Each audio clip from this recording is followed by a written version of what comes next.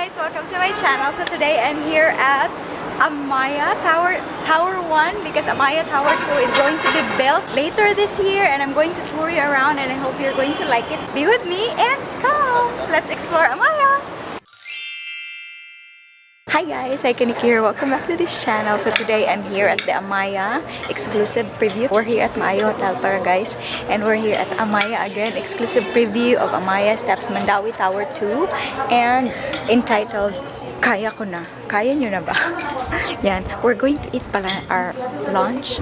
Diet ko ron. So 16 hours diet. I'm going to talk to you about it later na sa ibang videos. So yan. I'm here with Miss Lee. Si Miss Candy, Miss Liv. Hello! Mga on sa mi guys, I'll be back. Maminaw ta sa mga good news. Personally, Cebu is, para sa akin personally, Cebu is my second home.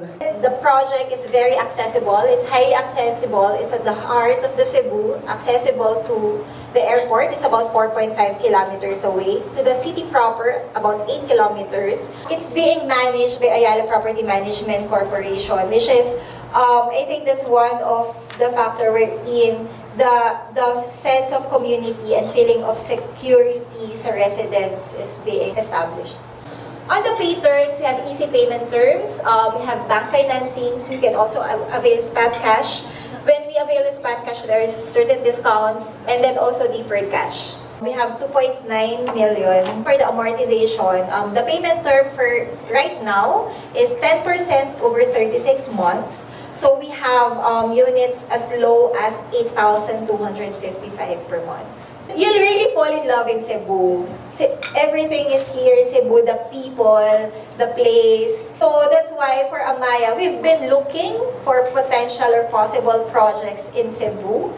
So hopefully we find a potential site for a new project for Amaia. Hi guys! So we're going to tour around. The construction will start exactly by end of the year pala yung construction. Ganda ng view guys! Super! We're here at Maayo Hotel pala. Ganda talaga ng interiors ng Maayo Hotel. Yeah, super!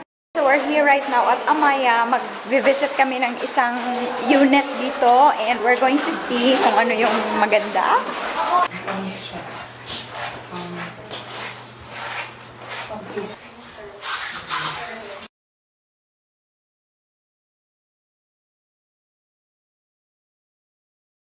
We're here right now at the one-bedroom room. So, ang ganda niya guys. Super cozy niya. And then, merong living room. Super ganda. And then, yan ang bedroom nila. And then, the kitchen. It's small but talagang, ano siya, maganda na cute na design. Parang tiny house. Ito yung ano nila guys. The CR. Meron ng washing machine inside. And yung shower room at toilet, isa na. This is our deliverable room. This is our deliverable unit na studio. And this is what we deliver to the buyers once kuan na sila, okay na, fully paid. Okay. Guys, right now nandito ako sa isang studio room. Isang ano siya, 1 CR ito, and then yan, na-dress up na to, parang meron na siyang design. Kanina yung empty yung kanina, and then right now meron na siyang mga gagamitin sa bahay. So meron na siyang ref, and tingnan nyo yung design, super cozy ng place. It's parang me, masculine. I don't want beauty vlogger pero masculine yung gusto. Mas gusto ko talagang simple na cozy place. Yeah. Cute niya guys. Parang meron na siyang in just parang isang ikutan lang. Kitchen nila, and then pag turn mo dito, parang living room slash bedroom na siya. So, then you can make your own design. So far, ongoing pa yung construction. Makikita. Ayan. Pag tingin nyo sa makikita nyo yung ang pool sa baba. Diba? Maganda.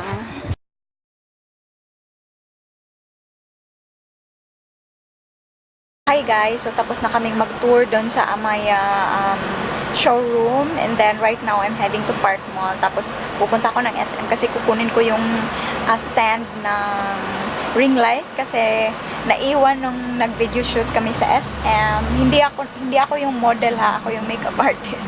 So, I'll be there. So, see you soon!